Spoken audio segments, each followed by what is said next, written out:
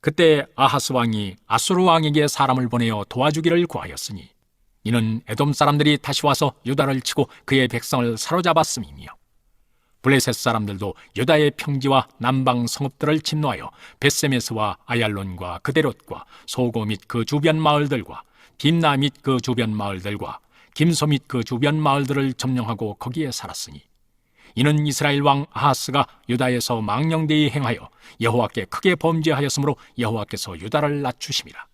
아수르 왕 디글랏빌레셀이 그에게 이르렀으나 돕지 아니하고 도리어 그를 공격하였더라. 아하스가 여호와의 전과 왕궁과 방백들의 집에서 재물을 가져다가 아수르 왕에게 주었으나 그에게 유익이 없었더라.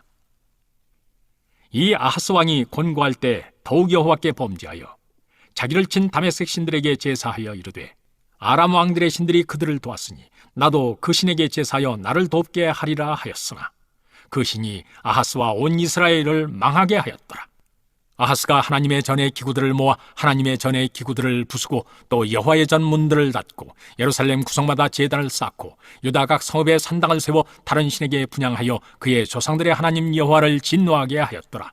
아하스의 남은 시종 사적과 모든 행위는 유다와 이스라엘 열왕기에 기록되니라. 아하스가 그의 조상들과 함께 누우매 이스라엘 왕들의 묘실에 들이지 아니하고 예루살렘 성에 장사하였더라. 그의 아들 히스기야가 대신하여 왕이 되니라. 역대기에 나오는 왕은 크게 네 가지 유형이 있습니다. 첫 번째는 처음부터 바른 길을 걸어간 왕, 두 번째는 처음엔 바른 길을 걸었지만 나중에 배교한 왕, 세 번째는 처음에는 배교하다가 나중엔 돌아선 왕, 네 번째는 처음부터 끝까지 배교한 왕이라고 볼 수 있습니다. 우리가 오늘 보게 되는 아하스 왕이 바로 이 네 번째에 해당되는 왕입니다. 어제 본문에 의하면 아하스 왕이 하나님을 버리자 아람과 북이스라엘을 통해 큰 피해를 입게 되었는데요. 북이스라엘은 선지자의 책망을 듣고 포로로 잡은 남유다의 백성들을 돌려보내기도 합니다. 이것은 다른 측면에서 보면 하나님께서 남유다에게 은혜를 베푸신 것이라고 볼 수 있습니다.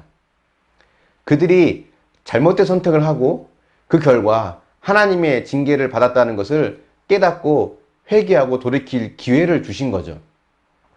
그렇지만 아하스 왕은 그 기회마저 저버립니다.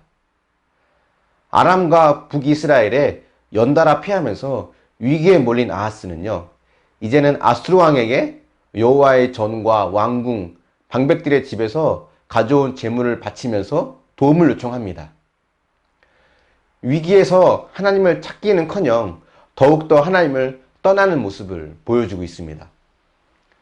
그런데 아수르 왕은 도와주지 않고 오히려 유다를 공격해서 더 큰 위기를 만나게 합니다. 이렇게도 해보고 저렇게도 해보고 다 해봤지만 모든 것이 실패하거든요. 그러면 마지막에는 하나님께 돌아와서 은혜를 구해야 하는데 아하스는 그런 상황에서도 하나님을 저버리는 악행을 행합니다. 22절에 보니까 아하스 왕이 공고할 때 더욱 여호와께 범죄하였다라고 합니다. 자기를 친 다메섹 신들에게 제사를 지내는 모습을 보이게 됩니다.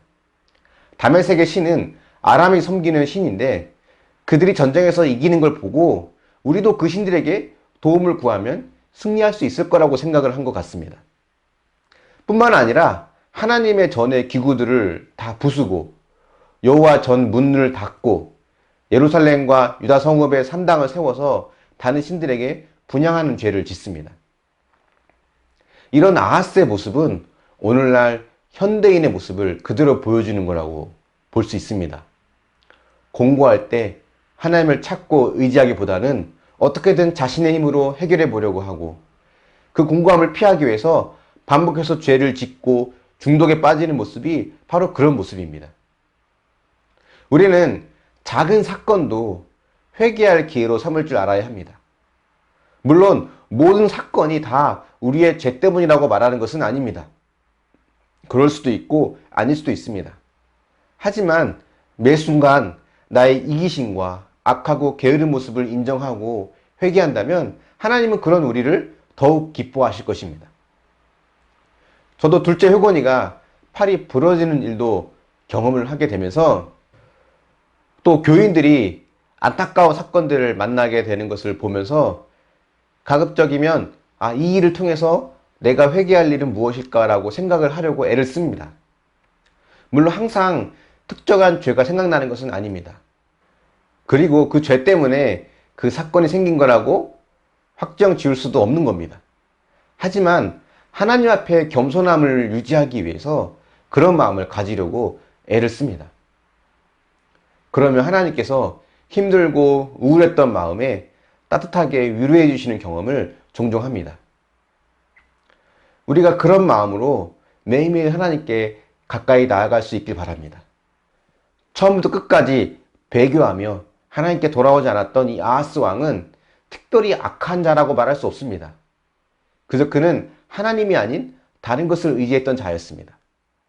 어쩌면 이 아하스의 모습이 오늘 우리의 모습일 수 있다는 것을 기억하고 매 순간 하나님을 의지하면서 또 모든 사건들마다 또 공고한 일을 겪을 때마다 그 안에서 나의 연약함을 보고 내 죄를 찾고 회개하는 마음으로 겸손하게 주님께 나아가고 또 그때마다 따뜻하게 위로해 주시는 하나님의 은혜를 경험하는 저와 여러분이 될 수 있기를 축원합니다.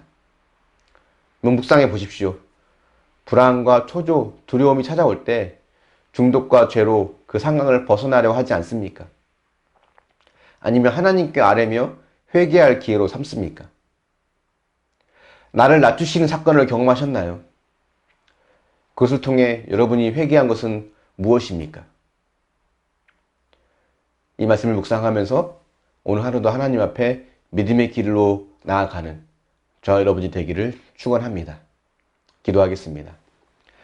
사랑의 하나님, 공고할수록 하나님을 더욱더 멀리하고 범죄했던 아하스의 모습이 오늘 우리의 모습일 수 있음을 또한 보게 됩니다.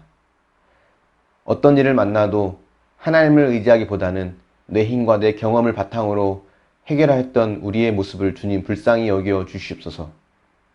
매 순간 하나님께 묻고 하나님의 뜻에 순종할 수 있길 원합니다. 어떠한 작은 일을 할지라도 회개할 기회로 삼을 수 있는 믿음을 허락하여 주시옵소서. 또 그때마다 하나님께서 따뜻하게 위로해 주시고 만나주시는 은혜를 경험하길 원합니다.